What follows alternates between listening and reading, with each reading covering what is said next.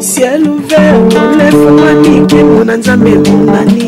Loboko na tata ese moi milikola balinga bina ye. Ciel ouvert, ciel ouvert, ciel ouvert,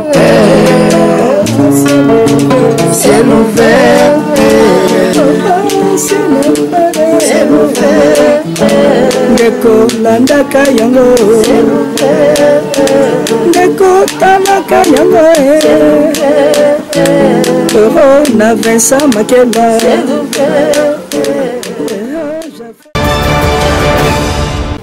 Voilà, Nzambe apambola bino ba ndeko nyonso bozolanda biso na République démocratique du Congo, na Congo brazzaville na monde entier.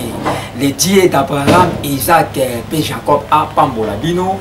Nayebi ke tosali moi un bout de temps. Ndé komona biso lisusu te na ba émission Pasteur Flamme d'Angola bonda komona lisusu te parce que tozaka pe na ba retraite kokotaka kokende poko likelongi ya Nzambe. Napesi Nzambe merci oyo apesi nga lisusu makasi ya komona na lisusu na mokolo na lelo. Je prends na pesa déjà présentation na micro, c'est votre humble journaliste le Pasteur Flamme d'Angola. Na caméra kuna tozali na frère na biso Josué Brown. Josué Brown nde asimbi kuna na caméra. Lelo tozolobela thème moko eza très profond.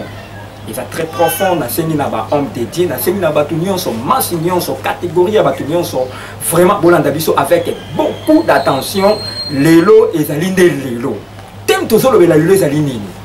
Ezali les désordres au sein de l'église de réveil. Ezali désordre oyo ezoleka na église de réveil. Ne lelo eko international elobaki nini? Eyamba musala nzambe ya munene. Ngala bengaki musala humble serviteur. Donc yazaka soki ya lobby en tout cas ezaka matata. Alobaka pena makambo ezaka bongo. Ata yo tie tembe yebaki eza bongo. Donc il s'agit de Pasteur Vincent Makela. Pasteur Vincent Makela nde toyambi ye lelo. Azali représentant légal. Ya communauté munene oyo azo diriger azana ba église ebele. Oye Aza Kokamba, donc Yazali numéro 1, donc c'est lui le représentant légal. Donc directement à ma gauche, je suis avec le pasteur Vincent Makela, Oyo directement Tozo Banda émission Naye Mbalamoko. Bonjour pasteur Vincent Makela. Bonjour les révérends pasteur Flamme d'Angola. Boni pasteur Vincent Makela, église, confinement il est qui boni? Ouais, Flamme d'Angola, pasteur, confinement l'équipe Malam. Selon Mukili. Mais dès que tu regardes dans le colo, confirmer les alakités parce que hier sur ma confinement a été. Azaki toujours pour ça, Moussa na yende goyebi. Azaki toujours comme il ça, azaki toujours pour inspirer biso ba makambo senga tout ça là pour na bana na ye basa toujours édifier, basa toujours protéger na bolingo na ye. Mais bona Mukili toi qui confiné na ba konza Mukili. Mais de toutes les façons, malgré ça, nous avons aussi l'ensemble. Donc, l'église est malamou, santé pesa, moi malam, n'angolé encore pasteur Flamme d'Angola. Voilà, tu dis directement dans l'émission Nabiso Yamokuro na lelo. Na remercier basali nzambe nyonso oyo bazolanda biso na ngonga oyo pasteur Idi Amine Linzoki Mbombo Charles de Dia zolanda ngai évangéliste international Ange Mwamba. Vraiment nous souhaité yo joyeux anniversaire na yo évangéliste international Ange Mwamba en direct na Paris émission internationale et souhaité yo ba joyeux anniversaire donc qui peut mes condoléances au tiko bungi ça ton encadré pour encadrer vraiment molimo ya encadrer na yo et ma vraiment na Kenya. Voilà notamment et sûrement je suis avec le pasteur Vincent Makela. Pasteur Vincent Makela, le lot tozolobela désordre o ekoti na kati ya église ya bolamuki o ba benga église des réveils. Et ça vraiment dit à quoi? Merci beaucoup pour la question pasteur Flamme d'Angola. Ce qui désordre ekoti na église des réveils, et ça premièrement ça pour la manque ya organisation. Humainement parlant, l'église des réveils est mal organisée. Tu veux rater qui est qui et qui fait quoi. Au monde raté l'église des réveils, mon surtout à regarder la mensuration de Néguenaï.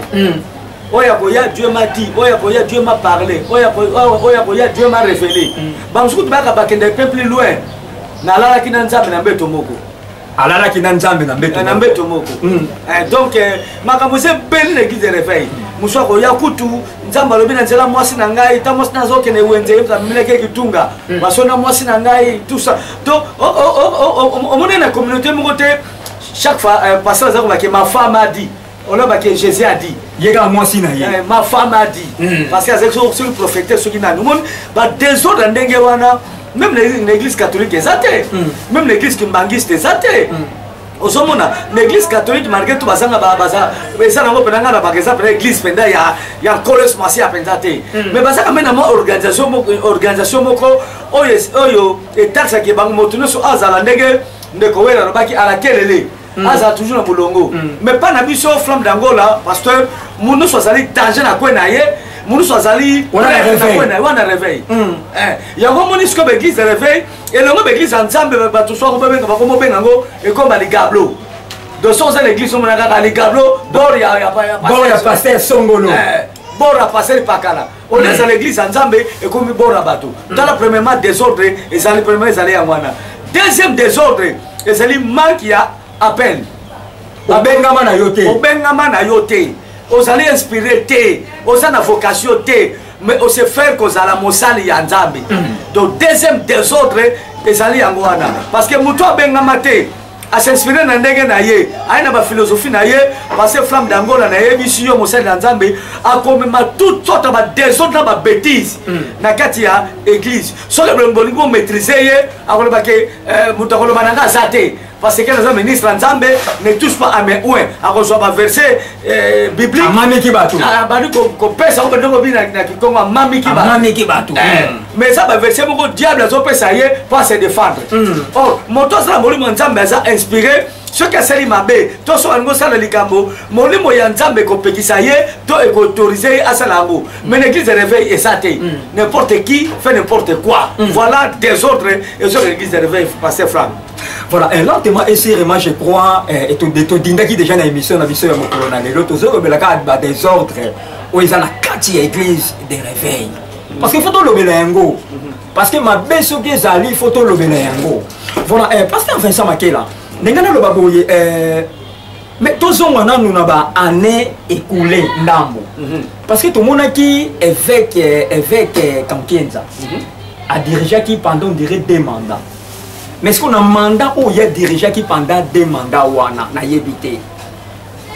Nathan où il y a dirigé qui est-ce que il est kaka malam puis il est kaka parce que ils ont émission ton dit tout y a la vérité ah non parce que flamme d'Angola même à telle époque à Kankenza église de réveil était dans désordre même l'époque naïe et c'est quand a désordre est-ce que Kankenza a qu'on maîtriser tous les pasteurs pour l'église de réveil non à quoi maîtriser en côté à quoi maîtriser en côté ça quoi maîtriser tes pour nani mais et ça la raison on appelle si parce que batoming ba benga mate batoming ba s'inspirer te batoming ba na vocation te mais ba fongoli l'église alors église de réveil et ça na ba ça organiser te malgré tout tout ça na katibne ba ba tout ça na RC qui na RC mais mutu à part RC na bazali asa na bor na ye azo sala ko na ndenge na ye asa pe na l'église na ye pe oui azo se na pe mbongo oui et ça n'avait battu un pasteur flamme d'Angola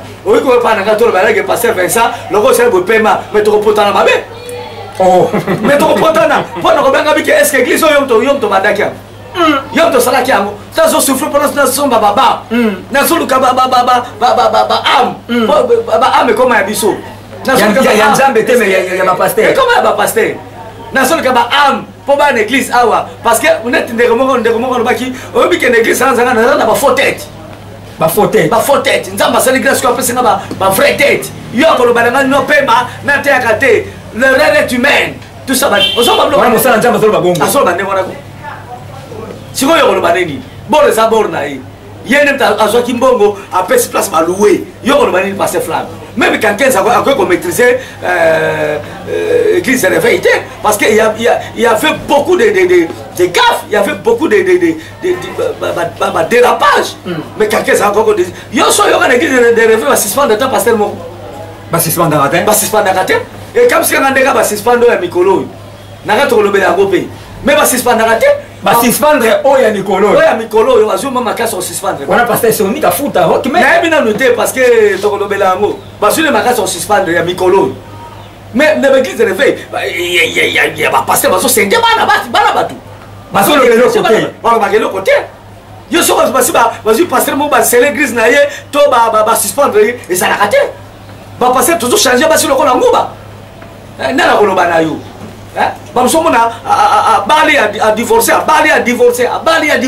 moto akoloba na aza te parce que wana eza quel évangile azopesa na bato c'est ça le problème yo nayebi ke yo moko opesi teme émission na yo te les désordres au sein de l'église de réveil mais tout ça eza badésordre eza badésordre ya kosakana te or soki église ezalaki organisé nzambe mpena moto abengaki biso na kati ya mosala biso nyonso tu te pasteur Flamme d'Angola soki opéché beaucoup bakoreprimande yo te yo moko komipemisa parce que molimo mosota kati na yo ekolobaki pasteur Flamme d'Angola opéché omipemisa nanu mais biso tolinga yango te tolinga yango te parce que tosala so nzambe kani na solo te ekoma baphilosophie na biso moko tozotambwisama na bainspiration na biso moko et non bainspiration ya saint esprit même l'époque ya kankeza désordre ekuta ezalaki ya makasi ya kosakana te mais ata désordre ezali ya makasi asali quand même 10 ans mais eloko mpe ekoma koteri ekoma koteri oui to soki moto akomi mokonzi quelque part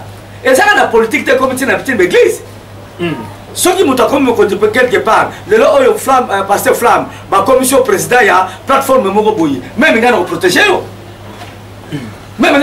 yo soki moto abi kaka contre pasteur Flamme lokola ozalaka na ngai na kotelemela ye même soki aza na raison donc ndenge mpe bakonzi ya église de réveil bazalaki protégé mais mpo na nini église de réveil bazalaki lisangati mais mpo na nini deyende esengene kosala soki erc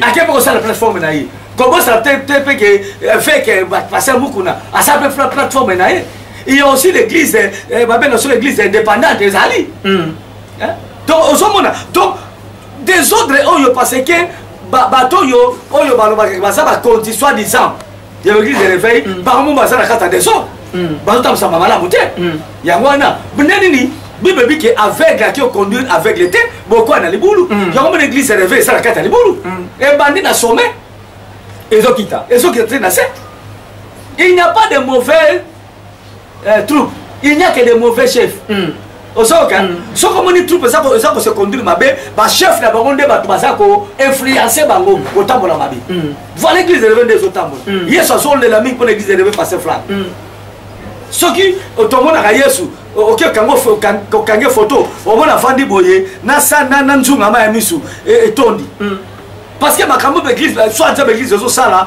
eza to bana nzambe ayi kosala eza to bato ya nzambe ayi kosala eza pratiquement impossible voilà on a besoin de ces yango. Voilà, l'homme ici vraiment n'a dédié émission au Yona mon cœur. Merveille d'Angola, merveille bindanda d'Angola. Nous avons pambola yo abondamment n'a dédié émission au Yona Myriam bindanda, Divin bindanda, Blanche, Mwambu. Donc n'a dédié émission au Yona Divine bindanda, donc la famille bindanda. Famille Kouké Nzambe apambola bino abondamment n'a dédié émission au Yona héritier Kasongo Mokonza Bruxelles. Héritier Kasongo Mokonza Bruxelles. Doudou Lumbu Dougala na Panama Iguin Fibululu toujours na Panama et sans oublier Boss Foster Mambote na Luanda na Pesi Mbote na honorable Igotembe complexe scolaire Le Plamedi na commune ya Lingwala.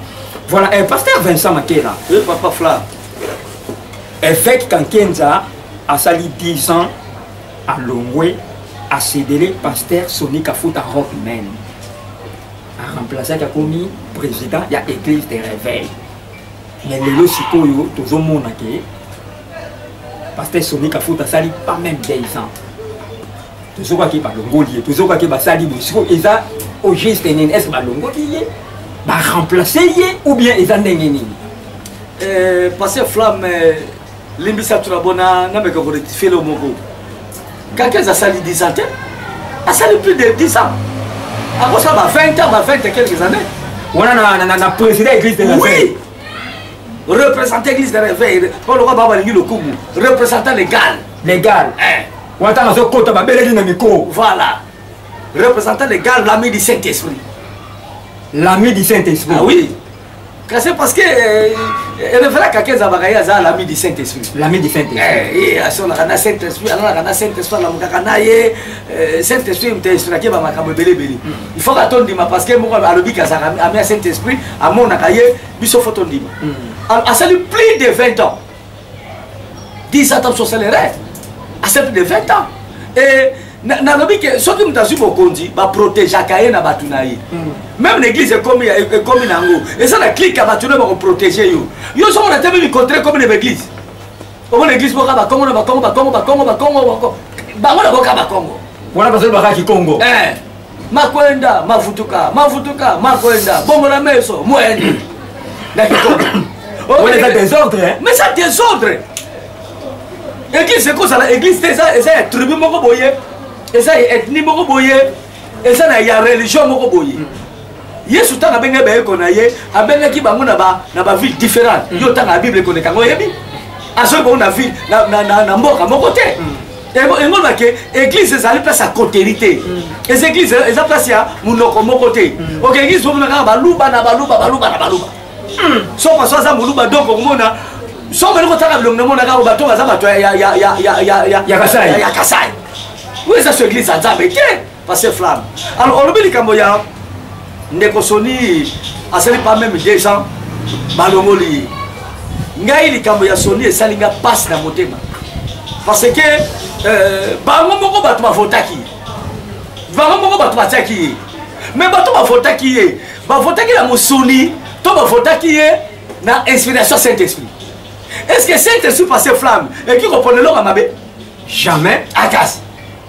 Osomona elingo na bake batu wana bazala molimo nzambe te parce que bango mo batu bataki soni kala bango moko sona buki mibeko azo tambusa na libanda ya soki ya règlement d'ordre intérieur ya RSC photo longola ye sikoyo lisumu nini oyo sonya salaki oyo biso basali ya nzambe basala kate obe basala kite to basala kate to sala kate pour te crucifier et pourquoi pas tu appliquer ce que le Saint-Esprit nous dit ni de sala ki o ba ki ko pardonner yete ni no sala ki o ba ki o lendi sa yete pour ba gagner âme ya ndeko na bango et puis ba c'est na raison donc bango et ni ba jouer quelque ça ka ko suspendre et c'est le rôle ba bo ndeko na mno ki sie on ne peut pas dire que ce qui ndeko na sali mabe passer flamme au moni ngai passer Vincent kulutu na yo na mabe bebi ke yaka kolendi sanga oui yaka kolekisa mabenga na sali pour gagner âme na ngana bika mais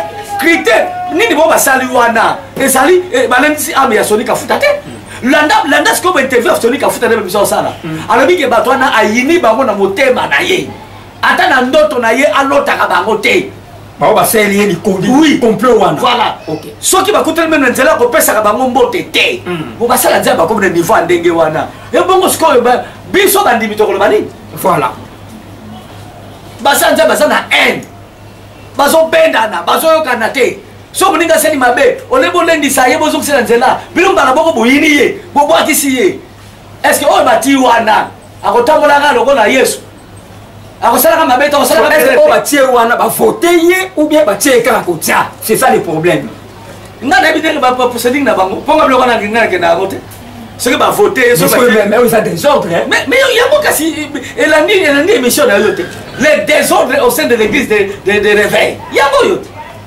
au somona on a pu va voter bah tiens super ko tiai super va voter ko voter est-ce que à côté on l'a fait madame ah ça la vérité parce que l'erreur est humaine tout ça la montée flamme l'erreur même ngai kulutu na ça béré na ça mo ça mais ce qui t'amsuna yiba kate t'amsuna ça na moi kanda soit tu as quoi ne coboté na ça na pe moi na moi égoïsme so pe égoïsme mais ça la kate t'amsuna ça pe muto na ndingo lobami donc mon so toi ça la béré alors biso bato tu dois kana kolo to lendi sanaka pona ndeko na yo akoya te parce que biso nzamba abengi biso po to bungisa ka batu te mais to so batu na bondeko na nzambe mais awa basali ndenge wana yo so mona teke Soni Kafuta comme na enda bango et so que yesu passe asko ya zongi ba aider Soni Kafuta po akota lola to ba aider ye pa ke delife siko pasteur Vincent bolibi sina na ndenge na katso maloba ke na lobi boyi c'est pour landi pe au mona pasteur Sonny aza pena mieux placé aza pe mire na place wana pene bongi na ye mais pourquoi e bonga pe mutu oyoyo boza la bo remplacer normalement il faut azala pe na expérience pour les kamuto ou te kobima na ibiti chez zande mwana te ouais bon musala nzambe et ça différent na mukilia mais ngana ko za l'avocat Sonny Kafuta te parce que na ebi pe nga tam se église de réveil yango te mais ngana ko lo babo Sonny Kafuta a beaucoup fait a celle pe mingi na mboka na biso totala kaka côté mabe ya mutute totala pe côté malamu azali moko ba pionnier ya basali ya nzambe ya mboka na biso so to tanga 5 serviteurs ya mboka na biso oyo basali nzambe tango molai pe yebele biso bato je crois que Sonny Kafuta a raté 5 personnes wana ozomona par rapport à muto bango atilelo obi ke muto bato me ebiete ba ebiete ba tsi unani so ba remplacer le sunani. Qu'est-ce que ça là je ne sais investigation ça la banquette comment ça matina afani zena bureau ba dit au travailler na ka ba remplacer mutu ba ne bon investir soki mokolo na yebite yo ndo ko yeba parce que je ça l'enquête Mathieu ba nani skonde ba tieye la place wana c'est ça le problème ya on des autres comme tout na te tout na ngai na tout na yo to tout na wow siko ba nani ba tiye et ça Saint-Esprit et ça Jésus yemoko tout ça va tenir ba voter. C'est ça le problème. Est-ce que bakotika na place wana à travailler librement to bakotia na pe bakro ka jambe ba sali Sonny Kafuta. Pendant que likambo l'église de réveil koza na bana mongondana parce que tinga no to kufa. Bakotika le temps to la yo tongati. Vous comprenez? Bataka ka bekirira bango wana po ayebani. Pour se ba tie biso ba yebi ke to okena ngo boyi. Ça va pour la boyete makambo za belé. Et ça belé na kati. Et ça pour okena ngo boyete. Makambo za beli. Et c'est belé pardon. Obi adage bongo balobaka na lingala, eza na français balobaka na lingala. Balu balia na kate entre bango. Les loups ne se mangent pas entre eux. Ba ko lia na teka na bango parce que ba miyebi clique na bango na ndenge ezali. Parce que sur le ndi ba dira Sonny Kafuta. Sonny Kafuta azolo bake ngai balongo linga parce que la ta prophète tel té. Yo balongo linga. Yo balongo linga. So azem ta prophète wana ne balongo linga ité. Est-ce que bato basa l'esprit ndenge wana? Est-ce que ce sont des serviteurs de Dieu? Est-ce que basa ba nzambe? Ponga nandi bemisa Sonny Kafuta. Alors que bravo kamati bokonzi, bo pesa ko ba Swahili et le bolongolo na maboko na so ba tutelle. Mais va passer flamme, ça ne peut pas se faire. Ça c'est diabolique, c'est satanique. Nete so Sonny Kafuta so ba solo mais so que ça ndenge wana mais l'église de réveil yo za so na tinate. Ils sont na tinate. Donc c'est na mboka msi bakangiamu. Oui. Et ça désordre. Je me dis que le baki, ngana songi na ngana maison mère. Oh maison mère catholique. Avec la catholique. Avec la songi na catholique. Mais même ça ndeko wana, so ta songi na catholique, c'est plus pire que l'ifelu. Parce que ma rappelle ma bé bamba be bomba mikuna, bah c'est très bien organisé. Mais bah ça ma bé belé passer flamme, oyo biso ngano toye bakate meza na cessé. Voilà. Voilà, tout pe mamuke na pesi mbote na mama pasteur Bene Makela. Mama pasteur Bene Makela volanda biso na pesi mbote na mon parrain pasteur Denzo Landa azolanda ngai maman Lorette Landa azolanda ngai na pesi mbote na mon cœur merveille Koke d'Angola Koke. Donc que Dieu vous bénisse abondamment. Na pesi mbote na Kelly photo shalom commencé. Kelly photo shalom commencé na pesi mbote belé na pesi mbote na pasteur Tetendaya na pesi mbote na mon avocat en direct de Luanda maître Melchisedek Kipanzu na pesi mbote na mon avocat aussi ici à la République démocratique du Congo maître Daniel Tumba maître Idi Amin wana badali ba avocat na ngai ya pasteur Flamme d'Angola na pesi mbote na les amis de Flamme d'Angola au baza partout dans le monde entier nzambe nanga apambola bino abondama na pesi mbote na couple Ziguratoko wana nazomona Vanessa ma fille à moi. Que Dieu vous bénisse na pesi mbote na héritier ka sur mon compte à Bruxelles. Voilà pasteur Vincent Makela. Na lobi boye sikoyo tozona no ba plateforme mususu na désordre où il s'en a une église de réveil bazo seka ou be bobeka maboko bon nayebi te so bazo seka to beta maboko mais ngana kolo babaki ko seka ba ko beta maboko te baki ko seka c'est possible peut-être grave papa oui parce que eux ils sont parce que avec des réveils et l'équipe même théâtre ya muleki na ngamba loso et l'équipe même théâtre na ye oui na te na mwana na ngai nani ping pong donc l'équipe même théâtre na ba ça sous moi muki atako moi muki et l'équipe même na théâtre oyo kokodio kwa sala kaka kokodio kwa sala kaka et l'équipe même théâtre wana voilà donc ma monsieur dans l'église de réveil même et autres que ça soit même mayele torobani pas ba païen torobani pas ba musulman yo ba musulman ta ba chrétien ba ventilier parce que biloko boye on est ça la matin na bandimi biso to corriger bandimi mais ça la mana sommet bato baza ko prétendre ko diriger l'église et ça la niveau na bango haine division jalousie hein tribalisme et ça je manque même des mots par cette flamme donc pour la plateforme mususu oyo balongwa na église de réveil bamona ke baza na raison bazo seka ba tolo bakini taso to bimaki botele mena kibiso au moins que bamona bonde bazo potana kuna tala makamozo leka donc ezo sala kitoko te ça l'ingité parce que flamme ça mawado Yesu wasi azol la ndenge lobaki pe Saint-Esprit baza pas triste yango par rapport à comportement na biso na église de réveil. OK, pasteur Sonia Longwe, pasteur Sonia Kafuta rock même que j'aime beaucoup à Longwe. Va remplacer président Moussoussou. Sikoyo est-ce que yo yebite ba kombo non yebite mais non quelqu'un qui va remplacer mais kombo non yebite mais étant que journaliste investi o beso bwana kotanga kombo na kotanga kombo te na yebi kombo na kotanga na obanga pona nini na obanga pona nini se na yebi kombo na ye na kotanga na obanga pona nini est-ce que c'est batangi kombo non de bafingi yo bafingi te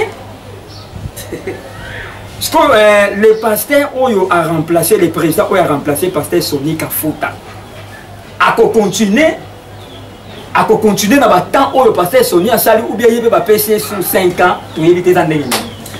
Na éviter ya mona moni papa Flamme d'Angola le pasteur leki dangai tika nzambe na ponaka yo ke bato amen ya moni organisation ya bato ezaka toujours na bere rebelle mais ya nzambe ezaka na bere rete talaka na Jésus ndenge kamba ba discipline na ye à part Judas wazaki mwana libebi yo so mona disciple mo ngabike na lomwe nanga etikalo femme tu ça la matin parce que asala kiango na inspiration ya tata na ye il faisait tout na ba mandat oyo nkolo apesaki ye mais biso organisation tozo sala oyo ya mukili batiyo 5 ans batiyo 10 ans tana za prophète à malheur pour le président ya église de Réveil côté mais na koloba boye yabe ba hôtel melai yabe ba hôtel melai loba ke ba yo kana kana makamso ndeo na makamba ya ba nzambe basala ba gender na bango caché mais yabe ba hôtel melai parce que les sangs les gens les sangs balou les sangs balou bato balinga ko moni sama ngande na sacra ngana Congo na cause premier ngana Congo na cause la leader ozomona alors ceux qui ozo kwatio place ozo konza bango baza ko se retrouver parce que il y a des choses cachées na ba réponse bon bazwa kawana baza ko se retrouver crois-moi parce que Flamme to ozonga susu awa ba ko telemeleka ba ko telemelai ya mwana na ko sepela mingi nana ko encourager Soni Kafuta Rockman yemo ndeka bakaza général atika la général na etonga na yi asape na communauté munene armée de l'Éternel et sa communauté munene asala ba na molimo asala be Christ na kambaka asala batunaye atika la wana pona ngali mbisa bango parce que est-ce que omoni communauté zo kamba nzambe mutataye mutako longolete mais on va pas nous mutaté yo pardon na église de réveil batune baté yo bon baté ki ndeba longoli on se masque différence donc le voilà batune baté ye wande ba sepela ke sala wana ta ba sepela te balongoli basali ba reno balongoli mais la armée de l'Éternel le voilà nzambe mutataki ye nzambe ko longole kaka mukole mo kwa kolinga mais mutako ko suspendre la salite à se concentrer sur la musala nzambe na nzambe soki maza musala ya nzamba solo nzamba ko sungaye akende liboso na bana naye voilà eza pasi mingi eza pe soni mingi parce que église de réveil ils allaient communauté ou des plateformes moko ya monene mais des ordres où ils ont ça la manakati vraiment ils a passé na ba plateforme sous bazo seka et le nango pasteur Vincent en tout cas pena nzamba sunga pena RC nzamba sunga RC papa nakaso malobate eloko moso elingai obi pourquoi makambo salami babe bandaki pona vote ya soki Rosar Malonda obi Rosar Malonda oui o bango te soki na seni oui yango moni bible zo pekisa basali ya nzamba kotaka makambo mukilité donc musala nzamba ko sala politique oui o moni loko zo mabango wana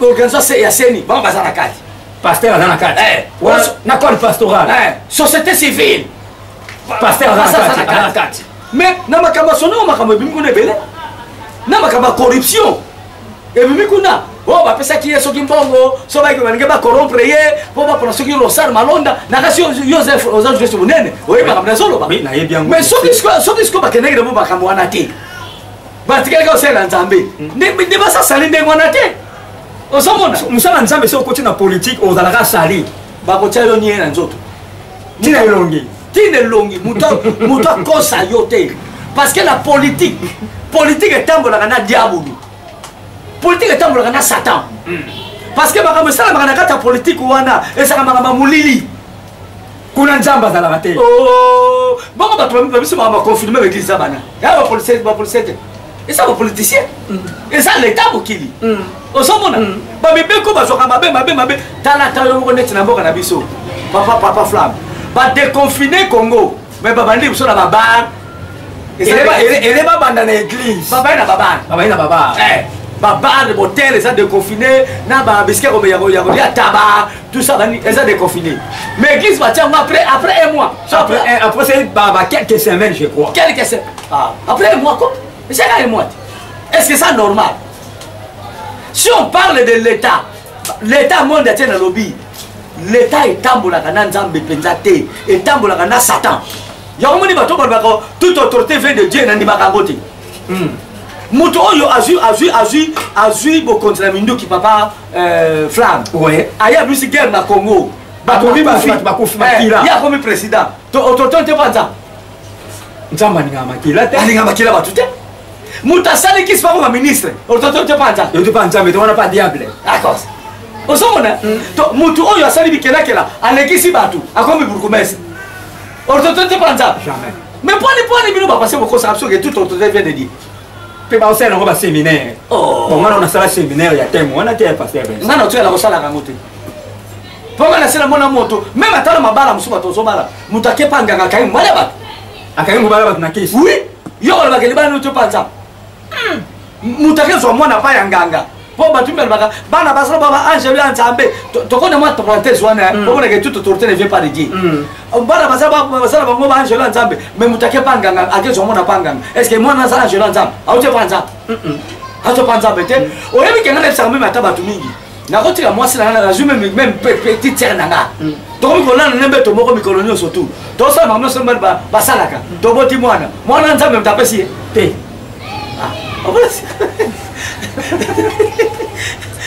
nzambe moto apesaka tosala nini nzambe moto apesi te eza buzoba na bino moto apesi buzobanage eza nzambe te yango fo tosalaka keba pase Flamme bino moto bajournaliste tosalaka bemission bato to éclaire bato koloba nyonso nzambe moto apesaka yango te le diable aussi donne yo soki oteke bible bike c'est la bénédiction de l'Éternel qui enrichit et il a fait suivre le cœur chacun donc bake bénédiction mosusu ezalaka nzambe te Satan apesaka sima elandisami na mawa mais biso tozelaka ya nzambe mpo ewumelaka yango so tofandi na biso totela bango te tika bapotanaka kuna parce que bango balingi ya mokili ebona bango tika bapotanaka quelque part c'est bien aussi mpo identité na bango emonanake baza ya nzambe te parce Flamme voilà longtemps esirement toza toujours na pasteur Vincent Makela touti wapi tozokende wapi tokomi te wapi eza pasi me nzambe ya lola asonga kaka pasteur Vincent après savoir kozwa bagloire nyonso ya mokili nazwi nanga bagloire nyonso ya mokili o nini excellent archibishop, excellent boy. Nasima wana na kena ngapeni felo à quoi sert? Yo mon surprise réponse parce que flamme. Heureusement la journée vous rappelle pasteur. Voilà. Quel servant un homme de gagner tous les biens de ce monde et sur personne. Papa, mutu moko te ko comme na mbongo lokola mutu na ba pasteur. Azati. A otira la paix aux alatés. A otira la paix aux alatés. Mutu mota ko comme na mbongo lokola mbemba saolona. Papa ya japé bemba. Bazo benga ye patron des patrons. Donc nasila mona mutu to mona kaza danger. Ana mbongo belé. Mais comme le bosso ya bemba saolona. Mutu so tremble. Abenga bemba saolona patron des patrons. Akufa kena banda.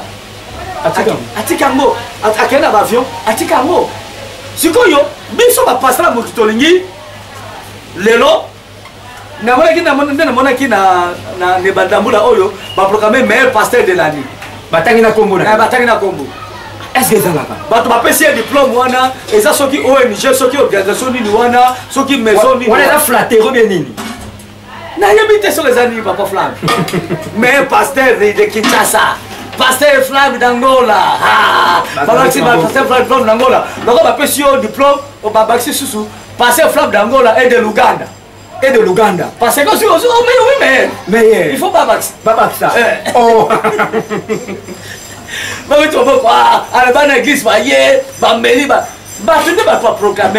Est-ce que ça yes ou t'as programmé? C'est ça le problème. Bah passer au meilleur pasteur dans diplôme. Na diplôme diplôme de mérite ça na madame azo nga lection diplôme de mérite à la prochaine mais na tikala ko sela ngoti oh yo mikolo yo baso domi na TV ozote à danger choms production ta pesenga oza mail pasteur ya ça mikolo yo ozote ya bien bato landa yo tout ça bani mais tu beta tolo na ngote. Pour exemple, comme Mukili, bako programme un meilleur à na Kisasa, bako programme un meilleur na Kasavubu, mais nzamba zomo nata ata na 100 mètres ya lola na la comité. OK. Parce que flamme. Oui. Na yo kosilikisa yo. O ko bona ba pasteur mingi, ba ninga no ba pasteur. Bino ba pasteur so ba pasteur. O mona mingi na life. Bien sûr on a bien. Oh ba programme ba meilleur. Ba yemba banze mwanzambe. Ba sala pe boye. Babele begise za plein neti anganya yo moko kuta bonda life tokofunda na kuna na life oh tokofunda omuna pasteur fait yo poza na life lo bien ngai na ibi tantsa me mutaibi mina sana makasi wala kota lolo OK pasteur fait ça nazaka na continuité ya nini ya makambuzolo na lobi bogi si par exemple lelo ba ye ba bi pasteur Vincent loba un mot na église de réveil ça la organisation de l'église de réveil au banana ko longola banani ba ibe ko banana bomote eza question na poser yo parce que ça peut s'arriver et ko comme pe balobi ke loba un mot na église de réveil nini ba ko ko sala pour organisation ko ta o ba longola non banani o banda wapi na ko longola te parce que bible lobi tika matita mabena ya malamu école sikamo mutalongola kezanza mais soki pona ngano sala boso no première organisation na kosala groupe intercession ba ya basali yanza les intercesseurs mais sur les ministres de Dieu to bon de pas yanza batina ba basali on sala pe règlement hein on sala bon pe règlement que so sala loko il faut pas payer ça yo règlement ndenge sala tala biso à part bible règlement monsieur Zate la bible a tout dit bible petit kobo et petit ko sala orgueillé milangwa et petit ko langwa et petit ko mena basanga et petit moi sala tamabe et petit bilula et petit kobo et parce que règlement nous sala l'équipe bible vraiment est-ce que ba règlement ba tout le réveil parce que to sango soni ka futa bel ka moi grave alors même kankenza azeko tamula kana ba irrégularité na ba irrégularité azeko violer même nini mamibeko ya église de réveil est-ce que balongola ki ozomona papa flamme po biso to tambola malamu tosala malamu na nzambe règlement tokotosa règlement d'honnêteté tokotosa constitution tokotosa eza bible amen c'est tout ozomona soko tamboli au contraire ya bible na ko appliquer au bible lobby soki ndeko na seli sumu to asali mabunga kende solo na ye soka yo kite soit 2 personnes soka yo kite soit à 3 soka yo kite lobango na lingomba ezokisela nzela soka yo kite botenge lokola bopaka numero ina ete c'est ça oyo ngana ko appliquer ça yango wana à part règlement wana oyo yanga moko inspiration yanga kotanga na ngai na kotiango te po ekotelemela nkolo pam voilà. Voilà, et l'autre m'a essayé vraiment toujours d'inda mukia vers la fin ya émission na biso na pesi mbote na papa Simon Bindanda. Papa Simon Bindanda vraiment nzamba pambola yo nzambe abakisa ya mingi oyo ezangi kati na yo. Na pesi mbote na les amis des flammes na bana nyonso ya maison de prière. Na pesi bino ba coup de chapeau na pasteur Diamene Nzoki Mbombo Charpentier. Na pesi mbote na Tefila, agence Tefila wedding, donc agence Tefila wedding, donc une agence oyo eye ezo soutenir ba mariage. Ezali agence moko ya munene ezo soutenir ba mariage, donc agence Tefila wedding planner, donc Tefila agence Tefila wedding, donc voilà tout le monde présidente Mifi Geko sur l'idée au salon mariage, il y a qualité mariage des rêves ou bien quand on a numéro ils affiché dans la poste télévision na bino donc passer bino numéro il y a présidente Mifi Geko, il y a agence Tefila wedding. Longtemps et sérieusement tout ça toujours na pasteur Vincent Makela. Pasteur Vincent Makela. Oui papa Fla. Na moni vraiment où ils allaient à la première édition, il y a émission na biso. Ou peut-être vous avez la dernière question qu'on a posée ou bien avant dernière question. Oui. Na pasteur Vincent. Papa. Na lobi boye nini soto sala. Na nyonso auto lobi nini esengeli église de Réveil ça. Papa Flamme nabi ke bako kala on ngate ponga na ngai un simple serviteur, un petit serviteur parmi les grands wana. Bon basala ba kombo so sala ba kombo te, ba tonta ba stade. Biso ngano to sala mote ba basala ba 5 cultes. Basala ba 10 000 membres. Biso ka toaka na ba 200, ba 100. Alors nabi ke bako kanga ite mais et le pasteur l'église de Réveil et ça là. Tout d'abord l'église de Réveil moi ba discipline moko sala. Vis-à-vis à Malobana Nzambe. L'église de Réveil et songa na kati ya parole. Au monde c'est là ba dit na bal. Ba papa Kelani. Ba passion yebi ya kala wana. L'église de Réveil pe salaka. Mais soko tali yango ba na forme oyote. Ndenge za oyote. Siko ba bêtise le quitter tellement trop. Toujours ba te maintenant qui est qui. Donc pour la église de Réveil et songa malamu esengeli bosoto zongela na parole ndenge papa effet kimuko nazo bakala retour à la parole ata ko mo pa bukakamu retour à la parole et sikoyo soto zongna parole to ko zonga na parole te même sur l'église de Réveil ba inspiration oyo nzambe ya pesa kapso de pop wana to senga ngo zonga lisusu totamo na kobanga nzambe totamo na recevoir parole de Dieu okomona ata to konde na kati ya plateforme moko boyete mais on a la respecter parce que tout le temps la madame na miso nzambe pe na miso ba voilà le message moi voilà pasteur Vincent na monto comme na suka ya émission na biso moko na lelo merci pasteur na yebite programme ni nozala mona église moko programme ça penza te tu as programme ba culte ça que zali mardi to ça la culte mercredi na yambaka de 10h 18h et puis jeudi ça la culte ya enseignement vendredi ezalaki tabero les euros donc bato yo nzamba tia ba makabokati na bango maintenant sous les melama ay ba kateka zanani vendredi to fungola yango po mtamtai basoki azanani et puis samedi ezalaka nango kaka nini ya ba mama to so ba mama et kama makaipa ya mama bene et puis dimanche la culte normale ndenge to sambelaka voilà voilà nous faisons yango na programme moko spécial penza et ça te peut-être que le goya mais on a une activité ma casse na papa nanga molimo le pasteur Jérôme que je salue en passant voilà OK ba dédicace na pesi mbote mingi pa ya maman Marcelo bukilo na ngai na pesi mbote pa ya Kapi chéri nanga Aleki na pesi mbote pa ya maman Bene ma bébé na pesi mbote mingi et pa ya sœur Brunel na France sœur Riguette na Hollande pourquoi on appelle ça mot pas ya mwana nangai papa Edi évangéliste Edi na France na moi si na ye maman Nancy na bosanité maman Martina Mbal na ye papa Nissé et sans oublier mon grand frère papa Nzeza Siskale Motema Makela na moi si maman Bita et na bosanité maintenant basé aux États-Unis sœur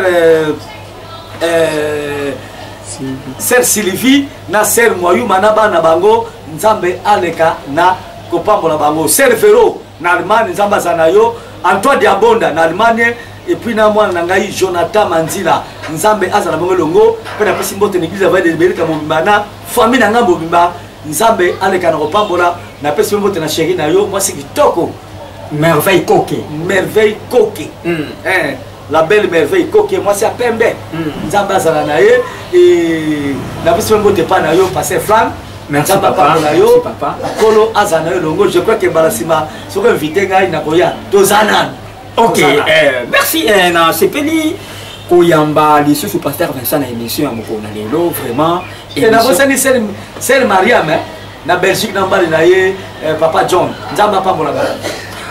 Voilà, on est là qui pasteur Vincent Makela ndeto yamba qui est na émission lelo to lobela qui ba désordre isolé kana au sein de l'église il y a réveil ndeto lobeli yango eza première édition deuxième émission to yamba sur pasteur Vincent pour na to continuer émission oyo na remercier toute l'équipe technique oyo ezalaki na ngai na mokona lelo na micro c'était votre humble journaliste le pasteur Flamme d'Angola na caméra tozali na frère na biso Josué Brown nde asimaki na caméra na montage to bosanité Cédric Makela l'homme valable mobali ya reine mère Ashmaki donc que Dieu vous bénisse abondamment na pesi mbote na héritier Kasongo Mokonza Bruxelles Kelly photo Shalom commencé boss Mambote na Lyon Peter Lumbu na Afrique du Sud na pesi mbote na Allée des Campa Vincent Kouke fait la question na pesi mbote na évangéliste Ange Mwamba la ambassadeur na subsara na libanga moko na pesi mbote na mon cœur merveille Kouke d'Angola. Ciao.